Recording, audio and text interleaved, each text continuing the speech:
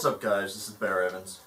So today I'm going to go over my Tier 3 or my pack system, and you see a lot of gear out here. So I went and thought about how to do this video a few different ways, and I came to the conclusion that I wanted to show the bulk of what I typically use and swap out and just kind of intermingle.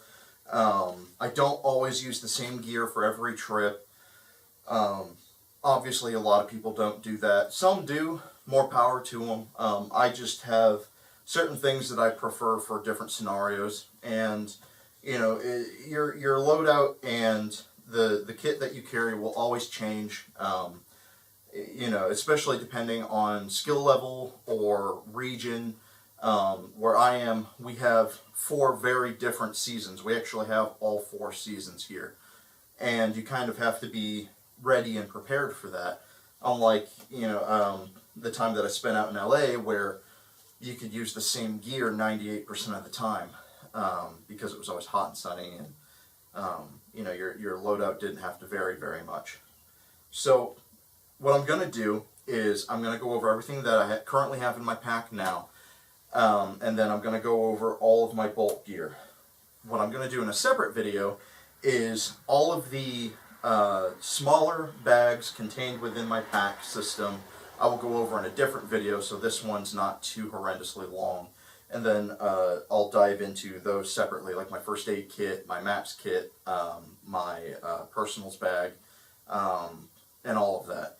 So let me dive right in, and I'll start off with bedding, and then I'll go into cover, and we'll just kind of go from there. So first off, I've got a standard Army surplus OD green wool blanket.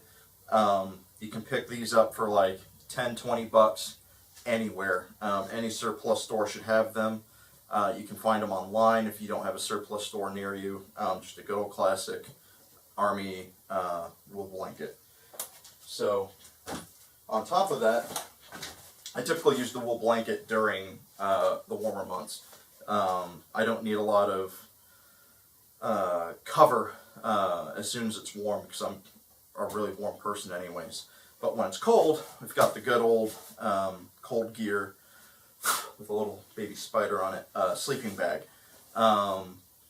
This thing, I tried looking it up because I didn't know in my one video what the temperature rating was for it, and I couldn't find the exact make and model online anywhere for the specs. This is a really old sleeping bag. I've had this thing for probably, oh gosh, 17 years or so, and it's still in really decent shape. I didn't use it all those 17 years. Obviously, when I was out in LA, I never used it. And I only use it during the winter time here. And that's if we have an actual cold winter, which usually we get, but anytime I go out, I try and go out on one of the nicer, you know, warmer breaks. So, those are the only 2 real main sleep covering systems that I use, the wool blanket and the sleeping bag. But if I'm just out on a light scout and decide to stay overnight somewhere, I do always have my wool cloak. Yes, I said cloak. It wraps around the shoulders. It's got 2 fasteners here in the front, and a big hood. I made this myself out of an old, I believe, Swiss Army blanket. I cut it down, modified it myself, and I really wanted something that I could use if it was cold or rainy, just to kind of wear around camp, if I'm drying all my other stuff out, or if I just wanted something small and super lightweight but super warm and water and fire resistant, you know, to use on like a quick hike or just a quick overnighter or anything like that. So this thing is really great. I typically will use this over almost anything else during the summer. Just depending on how long of a stay I'm doing, because I'll load up my pack pretty quick, and I usually try and keep everything pretty light. It's just, I like the bigger pack because of how big some of my stuff is, and I don't like gypsy packing it where you have a bunch of stuff dangling off of it. I did it for years. I don't have anything really against it. I just personally don't like having things that can get snagged on, anything walking through the bush, or, loud rattling noises and stuff. I mean, it's just, I dealt with it for a long time, and now that I don't have to, I don't want to go back to it. So moving on from there, we'll do my sleep pads. So for 3 years, pool floating. Sometimes you can't always afford the gear that you want or need, and you just have to kind of get creative and make do. So if you're looking for a budget sleeping pad, I think I picked this up for $1 at like Dollar Tree or Dollar General or something like that. My first one lasted only like 6 months. I was stupid and didn't put down a cover tarp or anything on one camp out, and I woke up sleeping on the ground. It's a pool toy. They're delicate once you take them out of a pool. But this one I've had for about 2.5 years now. I guess I've used them for about 4 years. So, if you really want a good, cheap, simple solution, just go find a good pool floaty. I mean, even if you spend $10 on one, that it'll be a little more durable, at least, or maybe thicker, so you have a more of a cushion. And they pack down really, really small. I mean, the original packages they come in are, that big. So it's not a bad option if you're looking for a budget variation or anything. But when I finally upgraded from a pool toy, I went to this Thermarest. This is the, I believe it's the Thermalite, and this is the extra large size because, as I've said previously, I'm a pretty big guy, and I just needed that little extra wiggle room to be comfortable. So this thing packs down reasonably small. It's still kind of big, but I don't mind it for A, the comfort value, and B, the convection value. So in the summertime, this actually helps keep you cool, and in the wintertime helps keep you warm. There are different ways to go about inflating them. This one is just the typical unscrew the mouthpiece, blow air into it, and then close it up, and it's good to go. This one did not come with a self-inflating system or a pump or anything like that. So in the wintertime, you want to try to avoid blowing into them, because then all of the moisture in your breath can start getting colder and actually even freeze inside of your sleeping pad, and you'll lose heat that way. But during the summer, that can actually keep you cool. So really, really happy with this upgrade so far. I've only used it a handful of times, and I'm looking to really break it in this summer, and spring, summer, and fall. And hopefully this thing lasts a longer while. You can pick one of these up. I think mine was right around $100 since I had to go a size bigger than normal. I think the smallest ones for children are only like $40 or $50, and they go up from there. And there are sleeping pads bigger than this one. I believe they go up to either a double or triple XL. So if you're, 6'2" plus and 240 pounds plus, I would suggest going either with this or the size bigger, because this would probably just barely fit you. This fits me comfortably, and I'm just a hair over 6 foot and about 250 pounds. So definitely a worthwhile investment, but I wouldn't say it's one of the first investments you would want to make with your gear.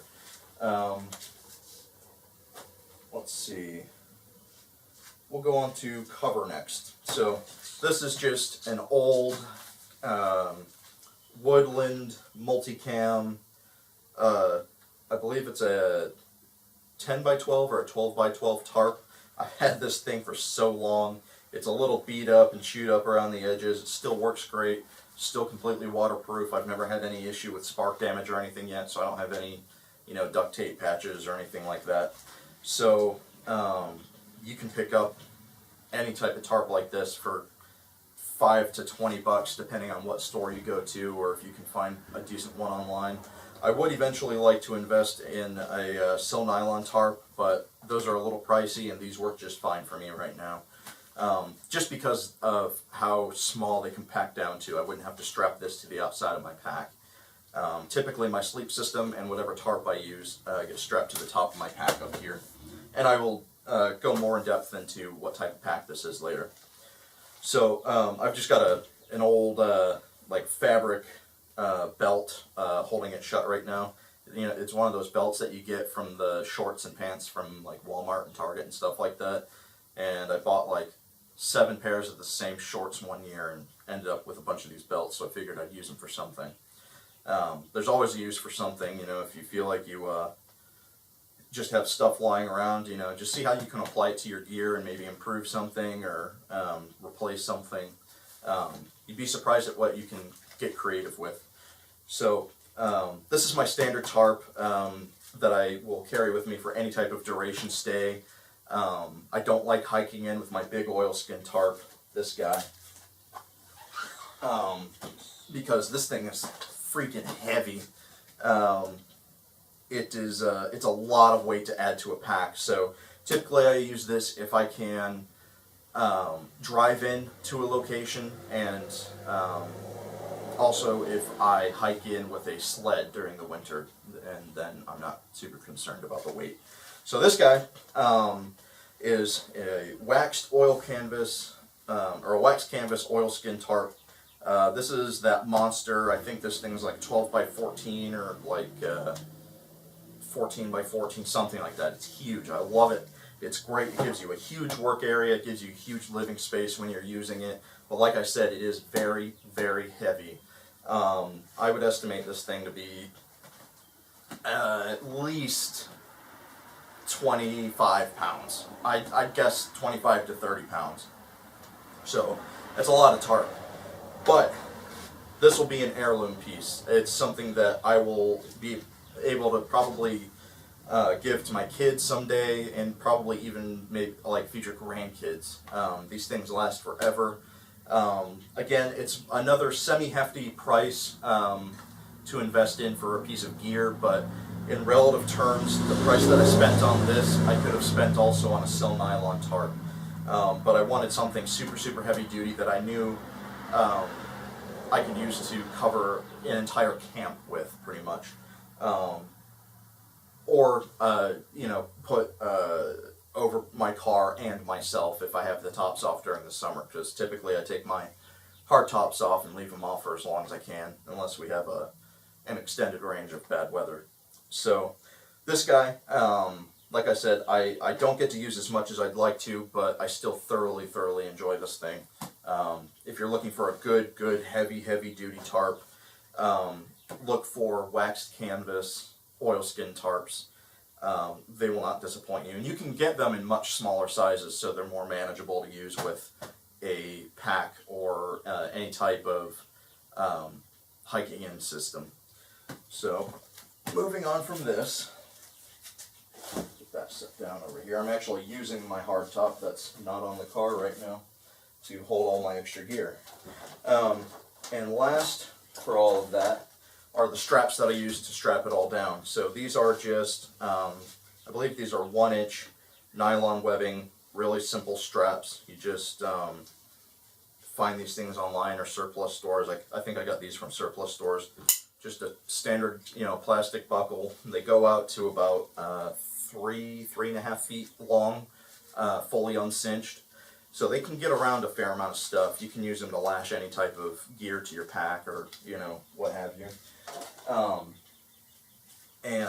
I typically, like I said, carry my sleep system and tarp up here, and I'll strap them to the pack frame so that it's not going anywhere and it's not a burden weight. Okay, so next, my hammock. This is definitely going to be something that I break in a little more this year. I've not had it for very long. It was super, super cheap. It's a Sportmeer brand hammock. I think I picked this thing up for like 20 or 30 bucks on Amazon. They've got a whole variation grade of different hammocks and prices. Some of them went up to like 60, 70 bucks for their super heavy duty, 3-season, potentially even 4-season hammocks. This was just a cheap, quote unquote, summer 2-season hammock. But I mean, if you prepare right, really you can use any hammock in any season. You just use under quilts and whatnot. But that's a completely different style of outdoorsing than I'm into, at least at the moment. Completely different gear loadout and everything. So this thing, this bag is actually a side pouch that hangs off the hammock. The hammock just folds out, you string it up. If you want to see more of this hammock, go check out my welcome back video where I delve into this a little more and you get to actually see it out and being used in its functionality and everything. Excuse me. Next, haversack. This is a oilskin haversack. It's one of those 2-pocket, small pocket up top, a large pocket down here, and it's got the relatively long strap on it. It dangles pretty good. This will hang at about my waist, so if you want something a little longer or a little shorter, you can modify the strap, no problems. These things are really, really tough. I like to, this typically stays in my pack. I actually used it not too long ago for a hike. I just fold it down really small and then use the strap itself to kind of just wrap itself up in. And it's really nice if you're just out for a light hike or if you're scavenging on an actual camping trip that you hiked into or drove into. You don't feel like carrying your big pack around and you're trying to get fire starting materials, or if you're scavenging food or anything like that. Just a million and one uses for these things. They pack down super small. It's super light. That's probably, I don't know, maybe 2 or 3 ounces. I mean, I can't imagine it'd be too much more. Well, 4 or 5. We'll go 4 or 5. Because it's heavy duty material, but like I said, it's super light. Worthwhile having. You can pick them up anywhere. There's a lot of YouTubers and professional bushcrafters who have their own variations of them and own sizes. They come in. I've seen them go as small as kind of like a fat wallet almost, upwards of like a messenger bag almost. Something like I don't know, probably 18 by 22 inches or so. And they're really, really great. I mean, I know people who use their entire bushcraft system out of just a haversack because of how much stuff you can fit in there. Everything that I used to keep in my drop leg pouch, I actually kept in that haversack for a very long time, just as a separate hiking entity. I could just grab that and go and know that I had everything that I needed to survive in there. Next, my machete. So this thing is one of those Ontario machetes. I believe it's a 21-inch sawback, or no, 18-inch sawback. Really, really great machete. Everybody has one. If you don't, go snag one. They're not very expensive, and they're super, super durable. It's a really, really nice metal on there. I mean, it's got a little bit of ply, which a machete should have, but not too much. It's not that super thin shit that you get from Walmart or any of the mainstream outdoor stores. It's got the bump on the pommel to just kind of hand guard yourself, keep your hand from slipping off, and it does have a lanyard hold where you can put some cordage and do the wrap around your hand thing.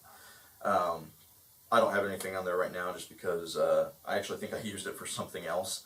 But yeah, really, really great machete, and I actually use this not as often as I probably want to. Because I typically carry my big knife on my Tier 2 harness. Got a bunch of fuzzies on it for some reason. So it's really, really awesome. The problem, it did not come with a sheath. I only bought the machete, which I did on purpose.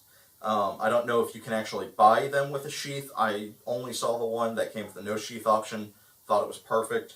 That way I could pick one of these up. This is just a military surplus machete sheath. Really, really nice. It's got full-bodied sheath that fits that perfect. It's got the strap in here to keep it from going anywhere. You just snap that in. And the sheath itself is really, really cool. So you've got these 4 big, long MOLLE straps. So you can attach it to the side of a pack, back of a pack. Anything with MOLLE webbing you can put this thing onto. And it also has this super big, before I undo it, I can actually fit my whole hand through there comfortably. Belt loop, I guess you would call it. And it Velcros, the whole thing is Velcro. So you can just slap this thing on a belt, utility belt, whatever, and you know, leg dangle it, which, to be honest, would probably get kind of old because of how long it is, but it's an option. If you're taller and you can, you know, tie this thing off above the knee, that'd probably be great. I just don't have quite long enough legs to do that with. And I did add my own shoulder strap. I made this ages ago. The whole thing can come off, or you can just leave it on. I just leave it on there when I'm not using it. That way I can sling it and it just goes right across the back. I can wear it underneath a backpack or anything like that if I'm doing a light hike. Some of the trails around here in this area especially, you know, come time of like late June, early July, if people haven't really been on it all that much, they overgrow so quickly, and to just be able to, you know, hack and slice your way through, no questions asked, is always a nice perk. It also comes with these 2 pockets in the front, which is really cool. I've seen people make full survival kits just out of using a sheath like this with the machete. Not specifically the Ontario, but whatever variation they had. So in mine, in the bottom pouch, I've got an old gun oil container, which is actually leaking a little bit, but I only carry mineral oil in this. It's a really great little container. It's stainless steel. You can clean them out and use them for just about anything. I wouldn't really recommend putting food products in them.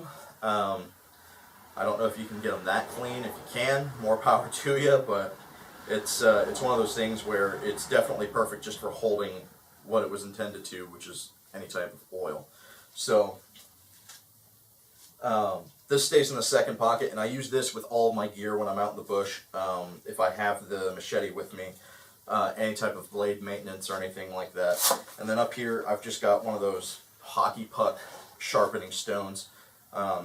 Keep it in this little bag because it catches on the inside of the sheath sometimes, and I always know exactly where to go with it.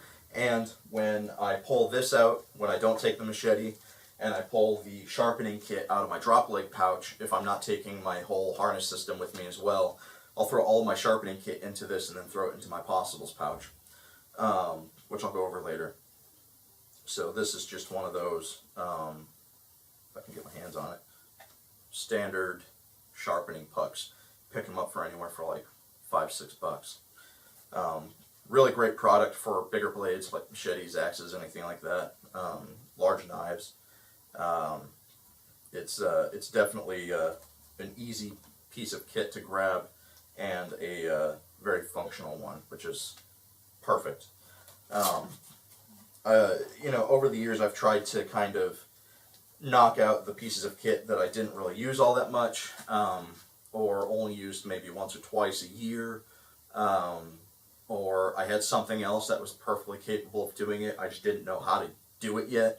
You know, it's with camping and bushcraft and survival, you're always learning new things, and you're always learning how to improve on yourself and improve using the gear that you have, so that you can carry less gear. I personally will always travel gear heavy, for a couple of reasons. One, I don't mind the weight because I'm a big guy. It doesn't bother me. It's not hindersome. It's not cumbersome while I'm out on the trail or anything like that. So I don't mind carrying an extra couple of pieces of gear, especially if I'm with somebody who may not have the same experience, or they might be lacking gear, or I'm carrying extra gear for a group. You know, I've been in scenarios where you know, somebody came and they just couldn't carry like all of their gear, including the weight of like their food and a tent or something like that. So I'll take some of that burden off of them. I'm perfectly capable. I don't mind doing it. And you know, I'd rather be ready and prepared to help somebody else out, and need it or have it, not need it, instead of needing it and not having it. So I tend to go slightly overkill on certain things, and I know people criticize me of that a lot, but I honestly don't mind. You guys might hear it starting to rain. I've got a metal roof on the garage, so hopefully that doesn't get too loud. Rope. This is a big old hank of rope. I usually only take this when I take my big oilskin canvas. Really, that's about it. I've got much smaller rope and cordage that I'll use for just about anything else. This is pretty much specifically to go with the canvas or the oilskin tarp. Okay, so now I guess I'll kind of roll with cutting tools for a minute. This is my main go-to tomahawk. It's the M48 Hawk from United Cutlery. It's one of those things that I bought just as a a fun toy, just to practice my throwing, and it was kind of a spur of the moment, shits and giggles buy. I got it super cheap at a gun show. I think the guy was selling them for like 25 bucks a pop. I know for a fact you cannot buy them that cheap online, unless you buy one super used like mine is from like eBay or something, then maybe. Brand new, I think they run like 50 bucks now. I know the price has gone up. I think originally you could buy them for like 35, and they keep kind of climbing because they're so popular. Really love this tomahawk. It's a lot of fun. It is a great thrower for practice, and I've seen a lot of people get these just because of prepping for like urban survival and stuff like that, because of the capabilities of this thing. So the spike on this guy can actually smash through like cinder blocks. It can puncture car doors and everything. It's a really great breaching tool, and the blade, wicked sharp. It comes wicked sharp. It stays wicked sharp. The points on the beard are almost never damageable. I don't think I've ever nicked them up to the point to where I had to refile down to a point. I always just sharpened it and honed it again. And you can just put these things through the absolute ringer. The design of the axe head is you've got the full head here, and it goes down into the handle, and the blade, or the tang of the blade, stops down here. I wrapped it with paracord up here, A, just as a hand grip, B, just in case on the off chance I somehow managed to break this thing, my blade is not going to go flinging out wild somewhere. It'll stay contained in I'm not even sure what the handle's made of, some type of hard, like, polycarbonate plastic, I don't know. And it'll stay contained, and I just did a really hard, tight paracord wrap job on it. And, I cinched this thing down like this thing will not move. It's not going anywhere. Great little piece of kit. If I'm doing a hike or just an overnighter where I know I'm not going to need a lot of wood collecting, I'll use this thing. Still harvests wood just fine. I wouldn't want to use it for anything too big, just because it would take, it's a tomahawk, it would take a while. It's not a felling axe or even a camp axe, so. It does have a belt loop on the back, so attaching it to your gear is kind of a pain in the ass unless you've got straps or something to kind of feed it through, but still a fun piece of kit, and I still like using it every once in a while on my camping trips and overnighters and stuff. But recently, more and more, it's turned into just a practice thrower. I like throwing tomahawks and knives and that type of thing. So, and a project for this summer is actually, I've got 2 axe heads. One I picked up this summer, and one from an axe that I had that broke, that I'm going to be making, well, at least for one, I'm going to be making handles for out of an old piece of ironwood. So that's a project I'll probably show you on the channel. But in the time, or for the time being, I should say, I've got good old trusted camp axe. I'm actually not sure what the handle length is on this guy. Let's find out. I always kind of guesstimate this. Well, this is a lot longer than I ever thought it was. So this, from the top of the axe head to the very base, is 27 1/4. So this is definitely camp axe category. You know, bordering a full-sized axe. I wanted something that was, you know, about arm's length, something that tucks into the armpit. So it's not too big, it's not too small. I really do love the size of this axe. I think the handle that I'm going to make for my other one is going to be a lot shorter and smaller. I'm going to try and make it a little more lightweight for long-term hiking. Maybe a 18 or a 20-inch handle, so, you know, down to about that. So this guy, nothing special. I bought it, I think, at a Menards, which is just like an all-around, like, hardware store type deal. It's we don't have them here in my part of New York, or I don't know if New York period. I bought it in Ohio. The sheath is a custom job a buddy of mine made a few years ago. I actually need to give it a little loving and restitch a couple of spots because I popped some stitches doing some traveling not too long ago. It just ties on. Again, hard paracord wrapped up here, just as a handle and in case of splitting, and it also gives a little buffer in case I miss a swing or anything like that, just to help prevent breakage. I mean, it feels like it'd be hard to break an axe handle, but it can happen a lot easier than you think. I think I've broken maybe, I don't know, 3 in my life. 2 on accident, 1 for being kind of stupid. I knew what I was trying to cut was going to be hard, and I split my axe handles. I mean, like, it just cracked in half like a baseball bat. So it can happen. And I mean, obviously axe handles aren't hard to come by, so it's never the end of the world to replace them. It can be kind of a hassle getting some of the factory handles and heads apart from each other, but if you just drill them out, you'll get it out, no questions asked. So this thing actually stays pretty sharp. I think it's a 2.5 pound head. So it's not the biggest. I prefer something a little bigger on a handle this long, but it's fine. It gets the job done, and it's worked for me for a few years now. But like I said, I've got a couple new axes that I'm going to be working on this summer, so I'll record the process and throw them up on the channel for you guys. So, get that down. Shovel, or an entrenching tool. So this was a gift because my previous entrenching tool broke. Well, I'll show you. So this whole thing was a gift. I think my dad gave both of these to me the same year for Christmas. The sheath is a military surplus, just that digital camo. It's got the MOLLE webbing on the back, so you can attach it to the outside of a pack or anything like that. It's got the drainage hole on the bottom. And then you've got the collapsible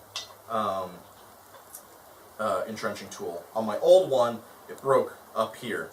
This piece bent and warped to the point to where the shovel head wouldn't stay up and engaged anymore.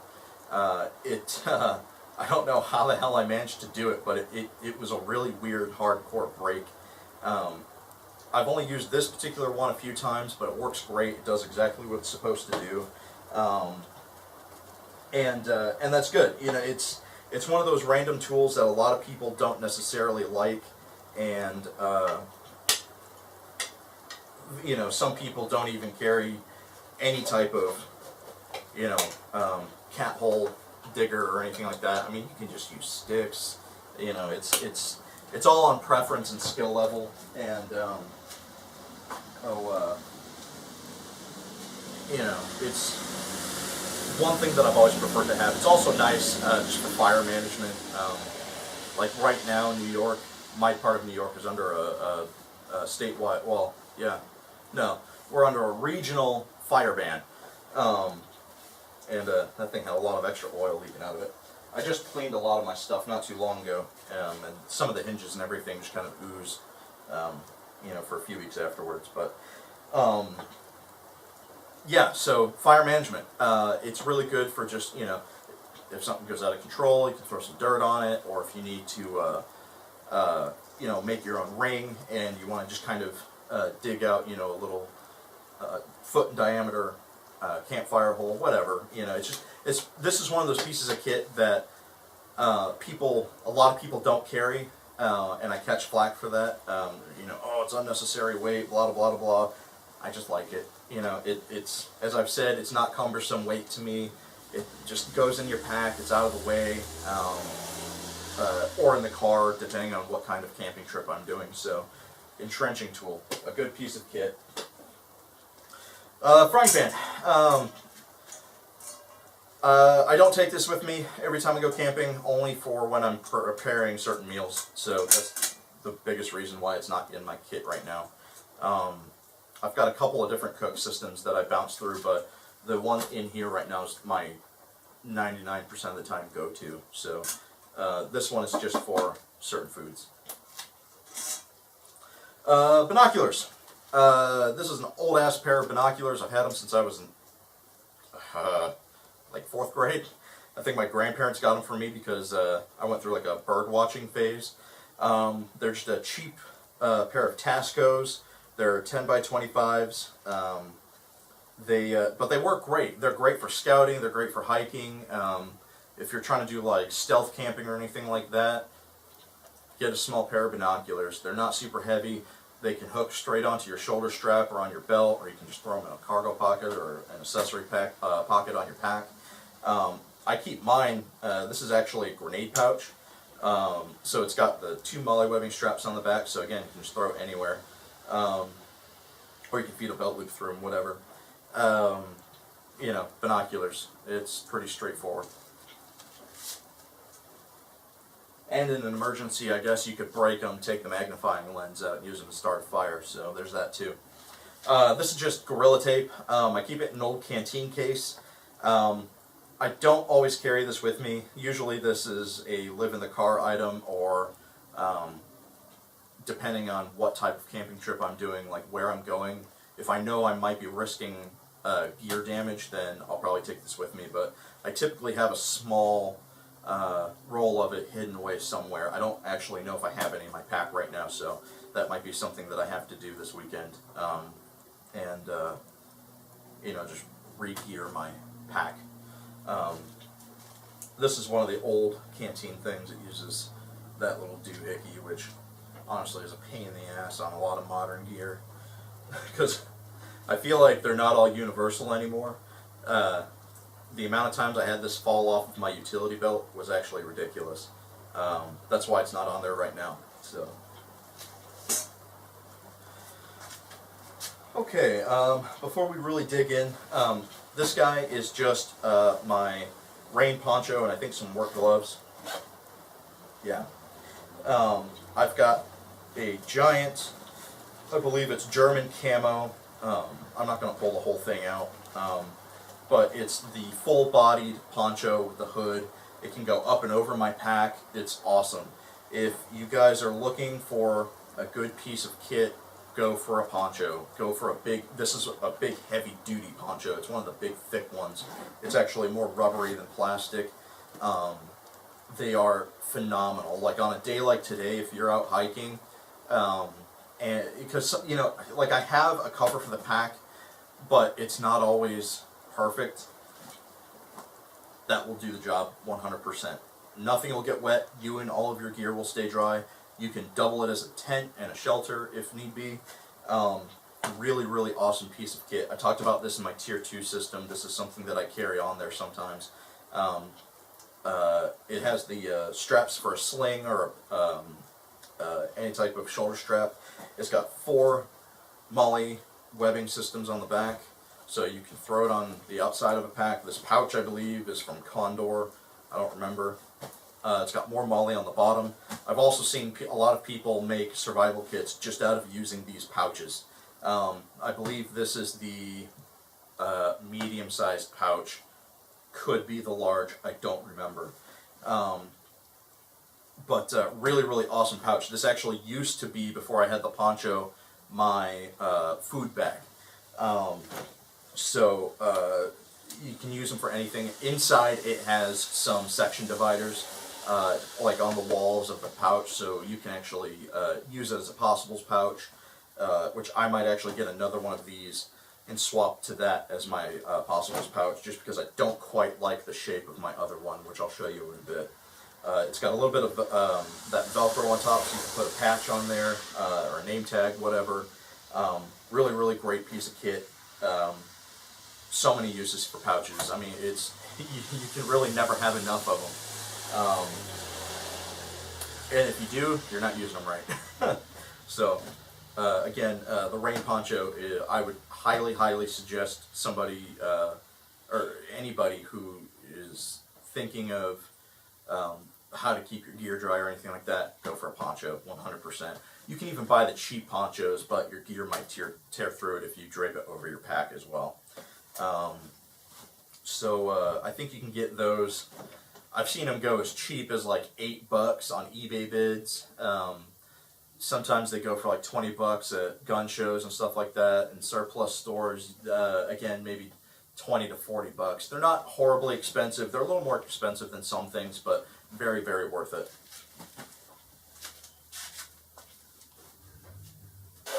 Okay, so real quick, hiking stick. I always use one. I know a lot of people prefer the trekking poles. I just never got into them. I don't really have anything against them. I just prefer an actual, good wooden hiking stick. I want something solid that, if attacked, I can beat something off with and, actually make a mark. I feel like those hiking poles just bend or break one swing in, but it's really nice having one. You can use it as a support for a shelter. I use it as support for my body while I'm hiking. I just like the cadence of using it with the pack while I'm walking. I'll even use it if I don't have a big pack on, if I'm just doing a light day hike or exploring or something like that. I get asked a lot what the medallions are. They're just my old scout medallions. I went up through the ranks in Boy Scouts, and I've got one national park thing on there. I've got a few more I could add to it, but I've got a different hiking stick that I'm going to try and make this year, something that's a little taller. Obviously, I've kind of outgrown this one. I want something about head height. Just on the off chance that something happens, it doesn't pop you in the mouth or anything like that. So, it's always nice to have something a little longer too. That way, when you're climbing down things, you get that slight extra reach of support. So, it's really, really good. I believe this is an oak or a maple handle. I don't quite remember. I've had this thing literally since I was like 6. So, and that's another reason why I want to make a new one. I want to kind of retire this one while it's still in, pretty decent shape. This would probably last me my entire life, to be honest, but it's got a lot of sentimental value to me now, so I want to, kind of keep it as like a token, I guess. Yeah, so I always thought the medallions were cool too. I like seeing what people do with their hiking sticks. Just it's very personal. You customize it exactly how you want. You put exactly what you want on there, and I think it's a true testament to what a person is like on how their hiking stick and everything is kind of decked out. So that'll probably be another video that I show you later on. Okay, guys. So had to take a quick break to charge some batteries. So now I'm back. Some of the neighbors are out doing stuff, so hopefully that background noise isn't picked up too much. So this is my 12 gauge. It is actually currently the only gun that I own, aside from broken 22 and like pellet guns and stuff like that. This is really probably the only gun aside from a handgun that I would ever take camping or long-term hiking or anything, solely because of its functionality and its simplicity, and the fact that I'm not bringing it with the intention for hunting. I'm not against hunting. A, I don't have a hunting license. B, I don't hunt much because I just don't use that much from the animals if I did. And I'm kind of against being that wasteful when it comes to hunting. Real quick, this is a True Test single shot shotgun, and yes, it is unloaded.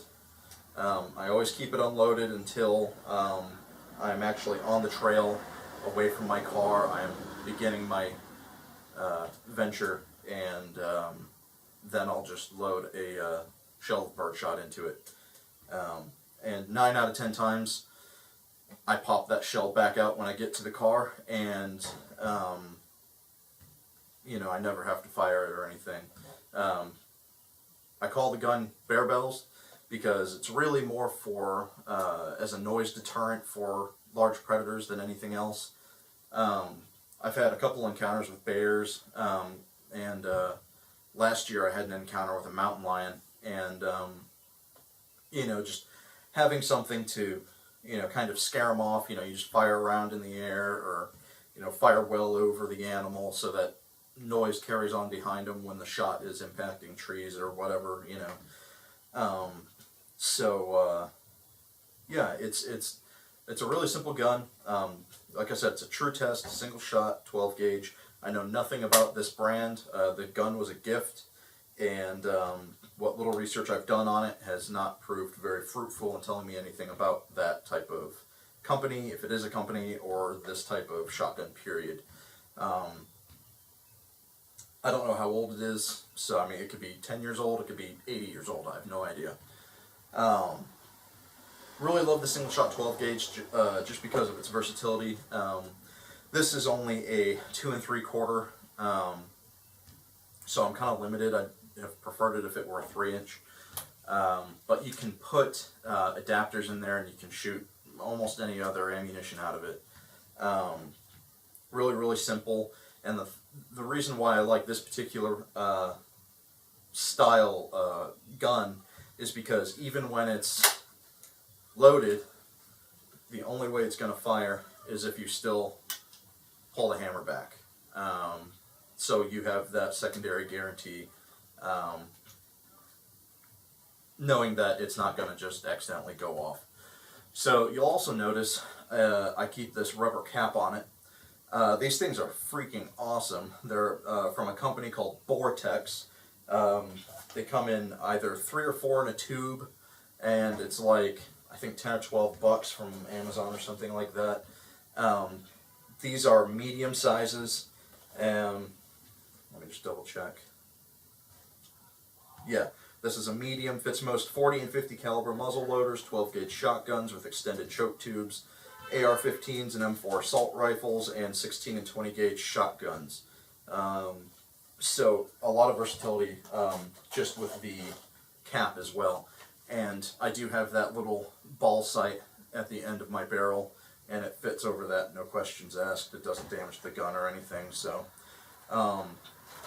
it's really nice,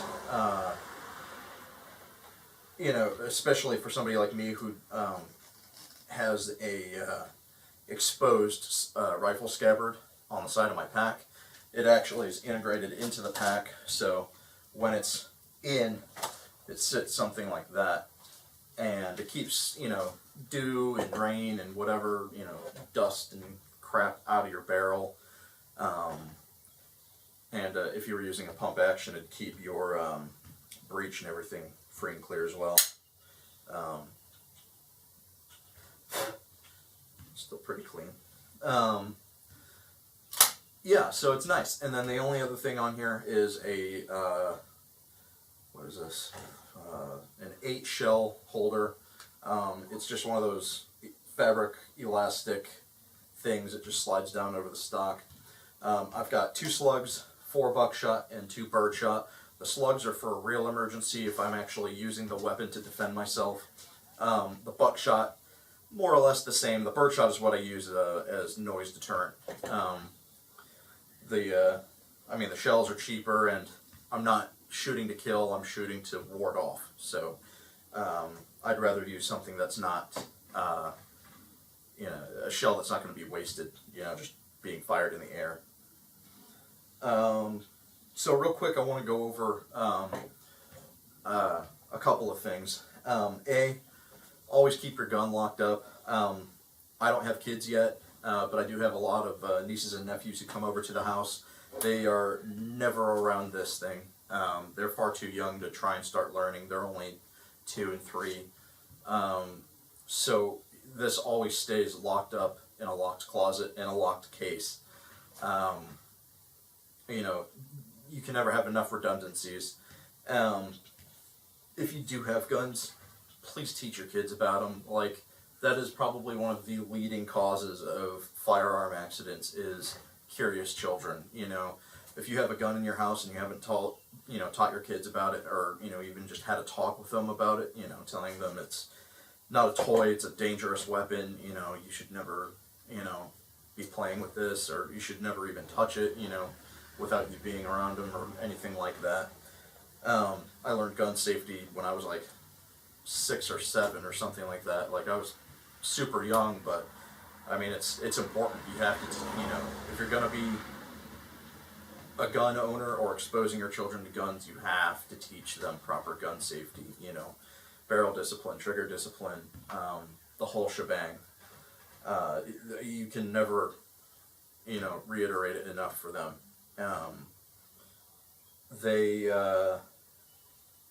And just make sure that, if you don't want to do it, there are classes, find a good friend who knows, anything. Or even if you're looking to buy a gun, don't just go out and buy one if you've never handled one before, because you want protection or that feeling of protection, while you're camping or in your home or whatever, learn about them before you do anything. Like, it's such a preventable thing to, keep gun injuries at a minimum if you learn about them or if you teach somebody about them. So, so this guy is really, really simple. Eventually I'd like to move up to a handgun, just obviously, it's big. I don't mind the weight, but a handgun would be a little easier just to throw in the pack, and, it's way more,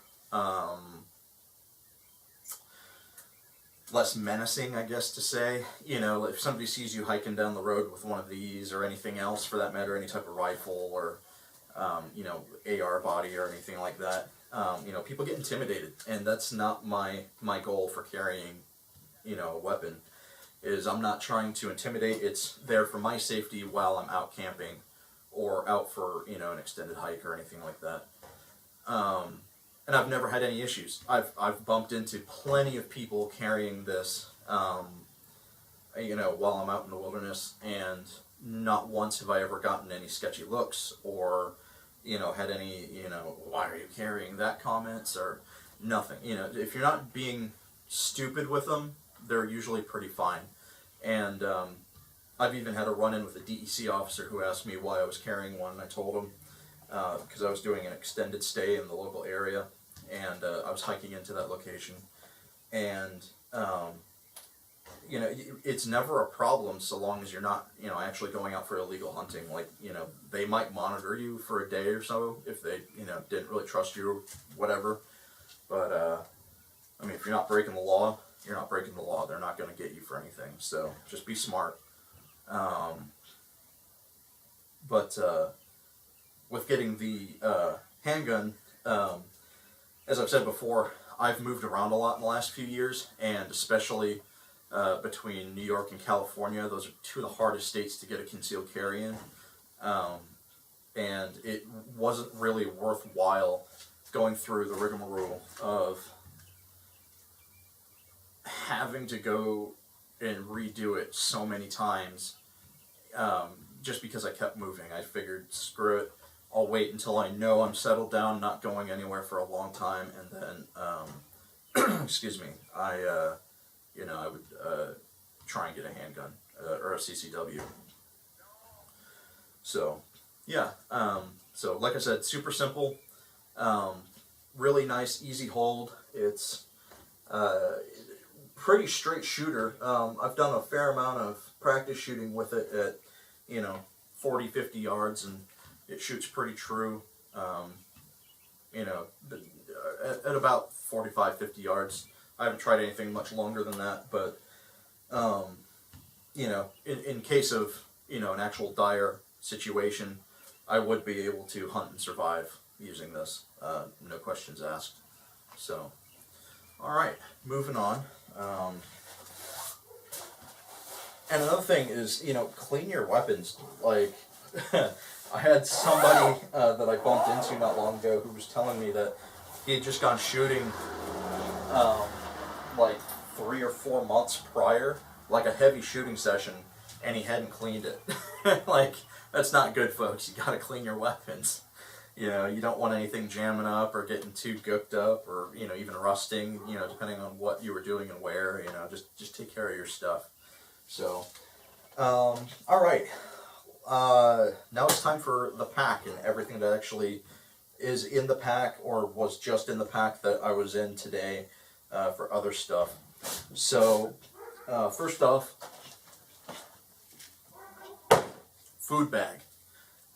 Yes, I know, it's huge. It looks like a lot. It's because it is a lot. I don't take this whole thing with me when I go out. This is just camp food. This is the food that I keep separate from everything else in the house so that I know it will be there when I'm ready to go out or, you know, if I need to swap something around. Sometimes I keep food in 2 different places in my gear, and this is just like the big central location. So this is a Expedition Research 35-liter ruggedized dry bag. Why did I go so big? Well, because when I carry this, if I had to, I wanted a big enough bag to where I could put the majority of the stuff in this pack into here. Now, I would only be putting the stuff that I'm actually concerned about getting wet into here. You know, tools, maybe clothing, depending on the season. You know, any paper items or anything like that, any electronics. So not everything would go in here, but the water damageable things would go in here. So this pack is actually pretty cool. It's got a really dinky button compass in it, but it actually works pretty good. It points to true north, so I'll roll with it. It's got some heavy-duty plastic D-rings. It's got a really long shoulder strap, and it actually goes all the way down. So if you really wanted to, you could use just this dry bag. Don't know why my hands slipped off so bad. But yeah, it's not a bad strap. It's pretty comfortable to wear. You just, you know, you can side sling it. You can just throw it over your shoulder. I'll go into all the food contents in a different video. I'm going to do, like I said, all the different internal bags and pouches and stuff. I'll do a whole breakdown video for you guys, or maybe a couple of breakdown videos for you guys in the future. I'll probably do one just for food, just for my med kit, and maybe I'll do the rest in one. I don't know how I'm going to split it up yet. So that's all my food, and this is, you know, meals and snacks and just everything in between. You know, it's got such a variety of stuff in there. When I dig into it, you'll see more. This is my first aid kit. I know, it's big. I do not always take this with me. The only time I bring this with me is if I'm camping out of my car and I don't mind carrying the weight, or if I'm going camping with a large group of people. As is the first aid items that I keep on me between my pack and my Tier 2 harness.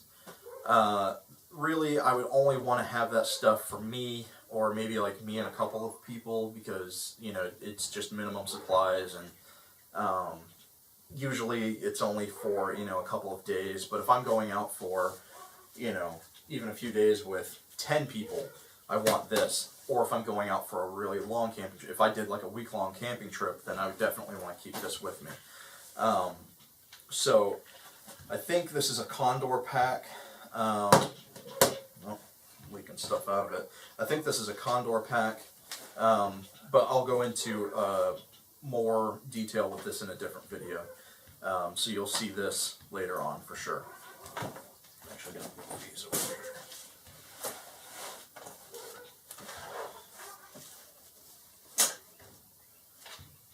Alright, so this pack is an Alps Outdoors pack. It is the large framed pack, and yes, I'm aware it is a very big backpack. So, the reason for that being is I wanted a large framed pack that I knew I could do long-term trips out of, and that I knew I could also condense down and do short-term trips with. I wanted something that could hold all of my gear internally, and I wanted something that was more vertical up on my back instead of sticking out on my back. Like, for comparison, like a 72-hour pack from the military. Theirs are less up and down and more fat. So, even compared to like an Alice pack, you know, that sits in a very centralized location on your shoulders and upper back. And I wanted something that was really weight distributed along, you know, my entire spine. I wanted something that went all the way up and down, something that was more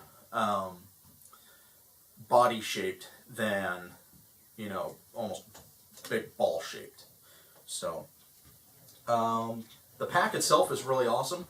You can buy these things online. I think I spent like 120 bucks on this. Not an expensive pack by any means, especially for the size and quality that you get. I know a lot of people prefer, you know, a lot of other bigger brand name packs. By all means, you guys do you. I was looking for something that, you know, ran on the cheaper end, that I could, you know, beat through the dirt and, you know, put to the true test and see how it stood up. You know, comparatively to some of the bigger names, because until I started shopping for packs like this, I'd never heard of this company, and I've been thoroughly impressed with everything thus far.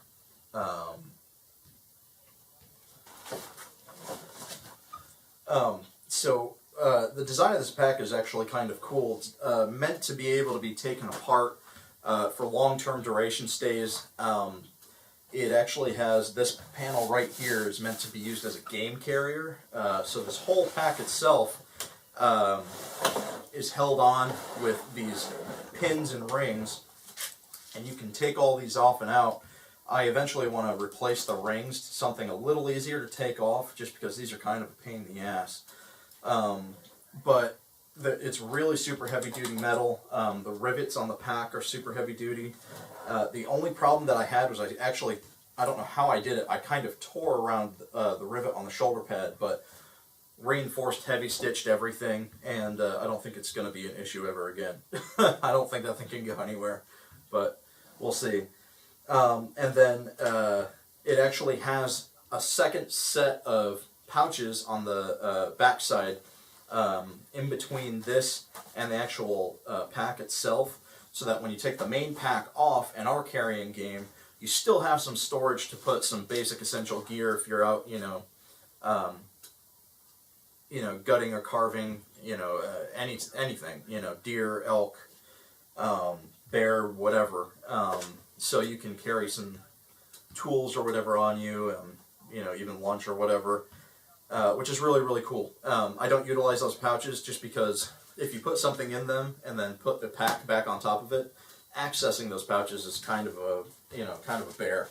But the only thing about the pack I'm not overly fond of is that it has an internal support system, and you can't take this thing out. I wish I could, because it would make taking some of my gear in and out a lot easier, and it's just a part of the system. So hopefully Alps Outdoors fixes that in the future. It's got these legs that actually attach to the frame to help keep it out and open, so that you're not struggling to, try and keep the top of the pack open, which can be nice, but I would rather be without it and have the option of being able to stuff some slightly bigger things in there, because you are limited now on what you can kind of cram in and pull out and all that.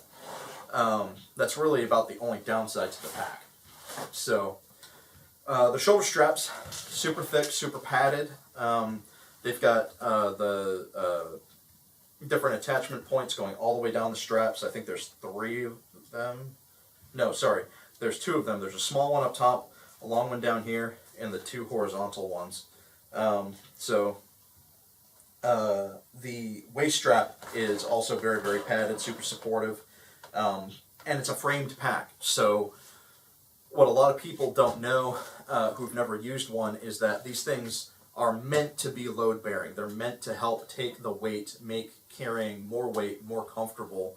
And if you've used an internal frame pack, it's still a completely different experience. I've used internal frame packs for a long time and realized that I wanted to go back to basics, just get an external frame pack. Some people don't like them because they think they're ugly. Some people think they're more cumbersome, or they might be more uncomfortable. They're really not. This pack is a generally very heavy pack.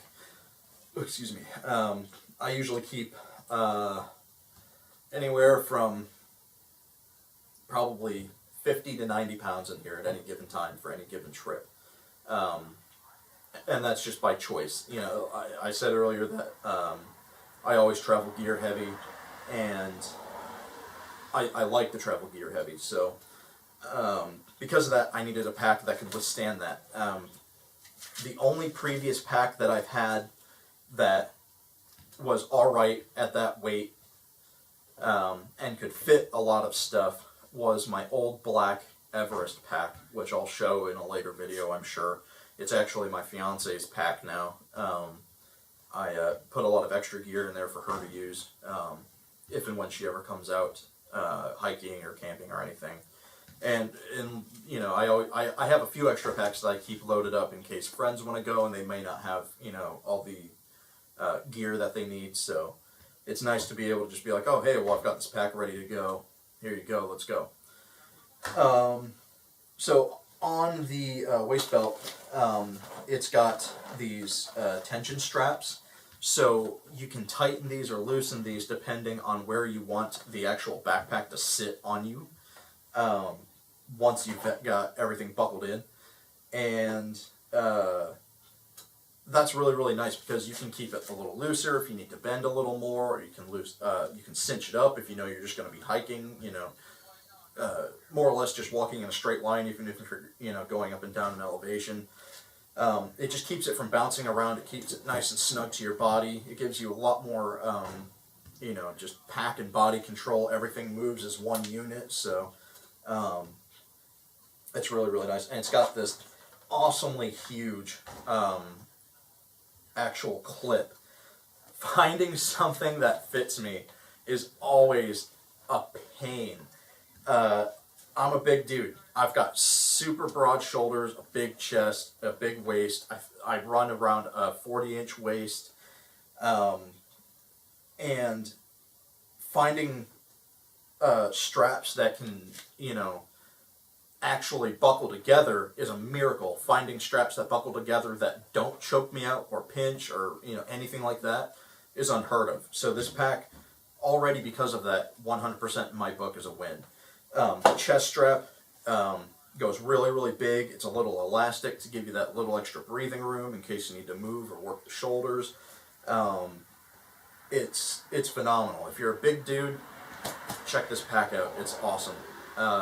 I cannot recommend it highly enough for bigger people, especially if you're the workhorse of a group and you carry extra gear or whatever. It's so nice. In these pouches, this pouch is empty. I keep this available for personal gear out of like my EDC, so like maybe my phone would go in here or my inhaler, whatever extra little gear I might want to kind of keep on hand, like my Leatherman might go in there. And then the other pack is all pack repair tools. It's spare belt clips or buckle clips. I've got some spare, whatever the hell these things are, pins. I guess is the best thing to call and then some of the metal clips and everything, and it's extra parts that the pack actually comes with. They send a bunch of extra stuff, which is really, really cool.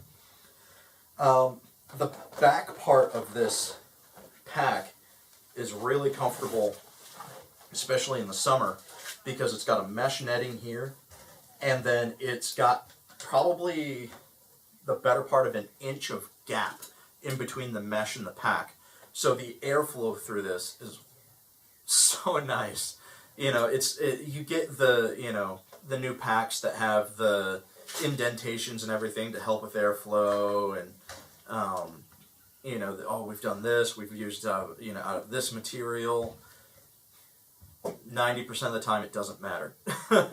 You're still going to soak through your shirt, you're still going to soak through your pack, but wearing this, that's not going to happen because of this awesome gap. And it's really, really nice, especially in the super, super hot days, because just the fact that you're not sweating through your clothes and your gear is so nice. It's really, until you try it, you just don't know. And the first time I used this on a long hike, I was just blown away with how well I liked everything about this pack.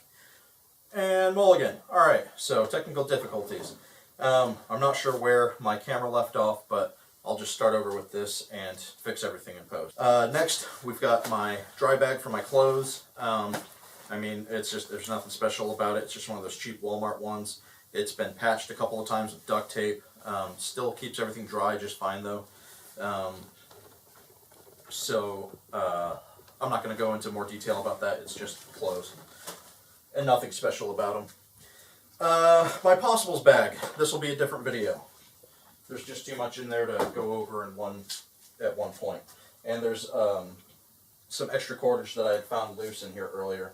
I'm redoing all of this for like the third time, so there was some jute twine, about 200 yards of jute twine, which you can use for anything and everything, fire starting, lashing, whatever, and about 100 yards of 50-pound test fishing line. I went for the 50-pound test just so that I could use it as an emergency cordage, and it wouldn't snap when I'm tying it off or whatever. And I can use it for fishing, so. Next, I've got a bunch of stuff that needs to go in this bag, which will also be a different video. I just kind of thrown this in one of my pouches, which is actually supposed to be designated for like my gun maintenance. So this, like I said, will be a different video because there's just too much stuff involved. I've got a little Esbit fuel tab stove. I don't really use it all that much. I got it just as a precautionary thing, and I've only used it maybe half a dozen times. I've never really warranted the need for it. I've thought about expanding into using the fuel can, like propane stoves and that type of thing, because I don't have one. So that might be a venture that I explore this summer.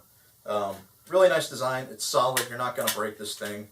I mean, you could whip this thing across your house and do more damage to your house. So, if you want just a quick fix to not being able to cook with a fire or anything like that, these are always a good go-to. I think this thing with the fuel tabs was $5 at Walmart or something like that. So,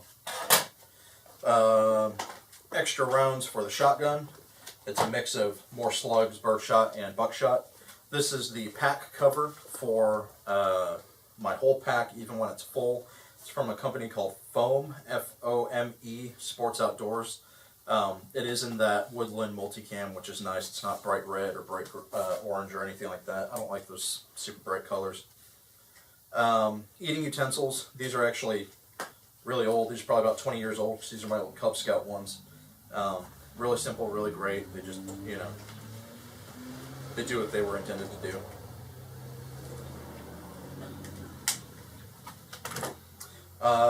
Big hank of, or big roll of number 36 bank line. This is like a tarred twine. Really, really good just for all-purpose stuff. You can use it for anything. It's really, really durable, really, really strong. It bites into itself, so it holds knots really, really nicely. This is part of this video. Fifth of Scotch. So I don't like this, solely because it's glass.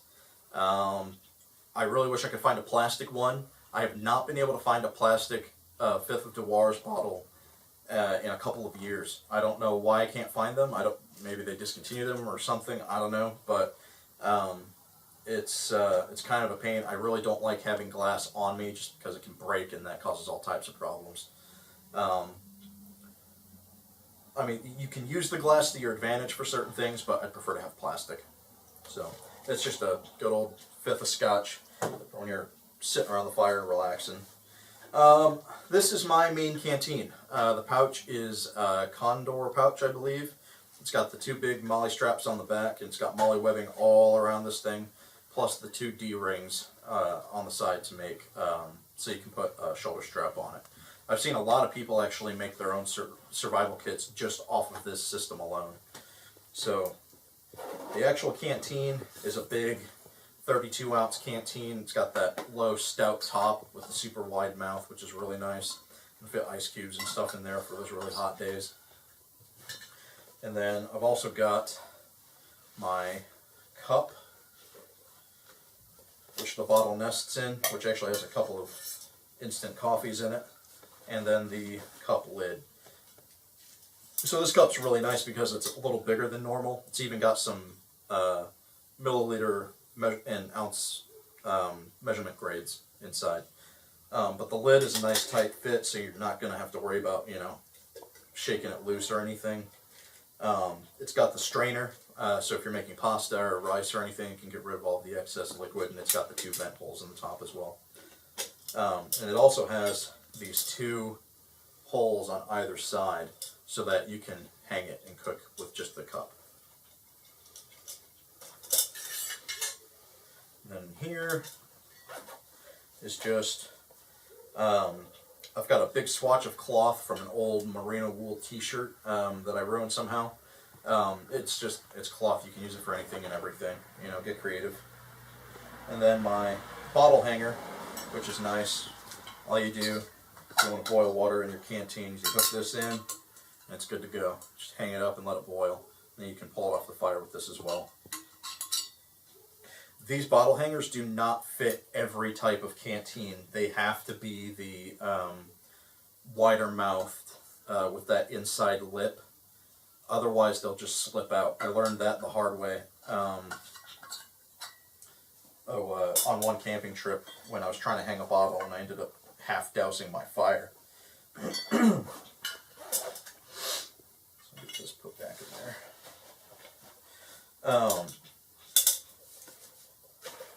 I used to have a lot more stuff in here, but I moved it to a different part of my kit finally. And it was always kind of tough to put extra stuff in here just because my old bottle was too tall. And it would pinch at the very, very top. And it made opening and closing the whole container kind of a pain in the ass. And it does have a little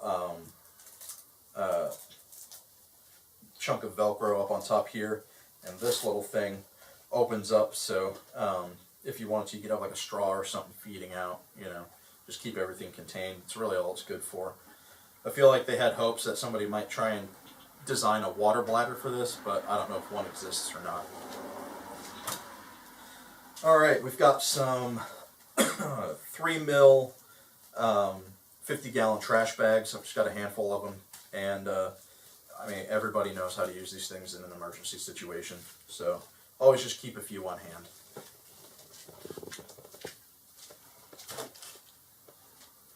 Okay, so in this pouch, I'm not going to take everything out of it. This is just my quick, easy grab access snack pouch. I've got a bag of dried pineapple in there, some sunflower seeds, and I believe just protein bars. Just some simple, quick, easy access items that me or somebody that I'm with can access. This I will do along in the other separate video. Tent pegs. So I've got 4 of these heavy-duty tent pegs that you can basically bash into a tree if you wanted to and anchor whatever you're using down. And then I've got either 10 or 12 of those standard L-shaped metal pegs, you know, the 6 or 8 inch ones. It's nice having those just for some of my bigger tarp configurations with like the oil canvas and everything. Because then I'm not limited to just tie-offs and everything. And it needs more support because it's so heavy. But custom leather pouch that I made, just used some scrap leather, which I've actually got a tent peg poking out of the bottom. I need to fix this seam, and some sinew. The leather I got was just from like Hobby Lobby or something, one of those scrap leather pouches, or scrap leather bags. And then one thing about the pack is that this thing folds down. This is what you actually use to carry game and whatever on when you take the main pack off. If you really wanted to, you could probably use it like a camp chair, you know, figure out some type of configuration to rig that up with. And these straps go way, way out, so this thing goes as far as the bar lets it. Let's see, this guy's left. Cook kit. This is an MSR Seagull. Typically these are relatively pricey. I got really, really lucky and got this in a trade. I make really heavy duty, intense survival bracelets, and I traded a couple of them to a friend, and he gave me this and another really, really nice cook set. I forget which brand it is, but I'm sure you'll see it in a future video. But I really love this thing. It's the perfect size for me to do most everything that all the cooking that I really want to do. It's got a really nice lid inside of it. I just keep a couple of sponge brushes, a couple of wet fires, some dish soap, a big chunk of aluminum foil, and some matches. And like I said, really, this is the perfect size for me to really do anything that I want. You know, for boiling water, cooking rice, oatmeal, whatever. You know, anything that I don't do in my canteen cup, unless I'm using that for, you know, like a breakfast drink or something, you know, tea, coffee, hot chocolate. Really, really simple design, really, really great. Like I said, I think these can run kind of pricey, so there's 1,000 options out there for mess kits and cookware for camping and outdoors. Just find whatever's in your budget and, you know, kind of work with it. I know some people who just take stuff from their house, you know, because it works just fine, stainless steel or cast iron and, you know, stuff like that. So, you know, get creative if you have to. You know, a lot of people don't realize that everybody starts off at, you know, about the same, you know, gear level, and then, you know, they slowly build it up over time. Like, it's taken me 10 years to get some of this gear and get to where I am gear-wise, just with know-how and, you know, having some of the nicer things. So that's really easy. And I think that might be it for everything in here, guys. The bottom does have some really nice, big, heavy-duty straps for strapping down tarps and tents and sleeping rolls and sleeping pads and everything. So between the bottom and the top, you have tons and tons of space. And actually, while the pack is empty, you can kind of see about those pouches that I was telling you about earlier. So you've got a really nice big long one here, and a slightly smaller one over here, and I believe there might be a couple more up top. But when you're, you know, when you're just out bringing game back to camp or whatever, it's really nice just to have those couple little pockets to stuff a little extra gear into. So let me just double check everything, make sure I didn't miss anything.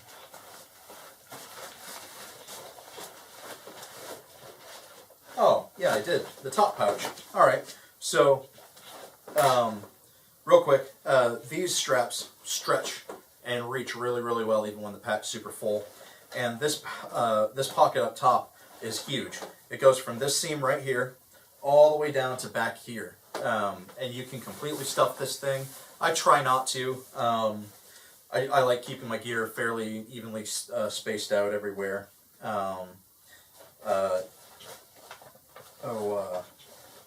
It's got so many pouches and pockets and everything, you don't really have to worry about it. One thing I did forget to mention in this video, I mentioned it in one of my failed attempts, is there's a big inside pocket in here, which you can use to hold whatever you want. They've got a little hook. Oops. They've got a little hook in here to hold like a hydration bladder or something like that. So a lot of options. So in this pouch, oh, and on top here you also have 4 other lashing points. They're kind of narrow, so you can't really put webbing or anything through them, but you'd probably be able to make do. So right up top, we've got a big thing of toilet paper and wet wipes. That's like a roll and a half. My headlamp, which is just a cheap Rayovac. It's, you know, really good throw of light for what it is. It's got a high and a low, which are your quick access settings, and I don't remember what button combination to push, but there's also a like an ultra low battery saver mode and a strobe. It runs off of 3 AAA batteries. You can angle it up and down, and it's the classic, you know, stretchy headband. I've got an MRE brownie, just as a snack. I've got a classic, you know, marine style boonie hat. This is my go-to once it's hot out. Some cigars for sitting around the fire. Some tissues, just a quick little grab pack for if you're hiking or something. My Life Straw water filter. And some pipe tobacco. And work gloves. These are like mechanics gloves, kind of. They've got the rubber hands and fingers, or palms and fingers. So they're the really super anti-slip grip types. And that's everything from in there. I'd also throw some of my EDC stuff in here, or any last minute extras that I really needed. You know, just from home, if I, you know, oh crap, I need this, you know, camera batteries or anything like that. So I'm pretty sure that's everything on this guy. Just double check everything in here. Yeah, so I'll just show you guys real quick. This is the stock holder for the rifle scabbard, and it just tucks up in here nice and out of the way when you're not using it, and there's a little magnetic snap that holds it shut. So you would want to be careful and not keep like a credit card or a cell phone or anything near that. Not that you really would, just kind of in an awkward place, but just so you guys know. So I'm pretty sure that's everything. So this was my Tier 3 pack system and other assorted goods that I integrate in and out on a fairly regular basis. You guys will end up seeing all of this gear at some point. I will do a separate video also incorporated with my Tier 3. It'll be like my Tier 3 Part 2 video. That will have my Possibles pouch, my first aid kit, my MAPS bag, and my personal hygiene bag. So that might be a slightly longer video as well. I know this one's probably going on longer than I'd like. But those are going to be probably 2 of the longest gear videos that I ever do. So stay tuned for that, and that'll be coming next. As always, guys, if you like the video, hit like and subscribe. Click on that little bell so you get notifications of when I actually drop a video. And as always, my Patreon link is down in the description. If you're feeling generous, please donate to the channel. Everything that you guys donate goes 100% to this channel, all towards new editing equipment and camera gear and everything that just helps you know, better the channel and help keep it moving forward. So as always, guys, thanks for watching and stay tuned.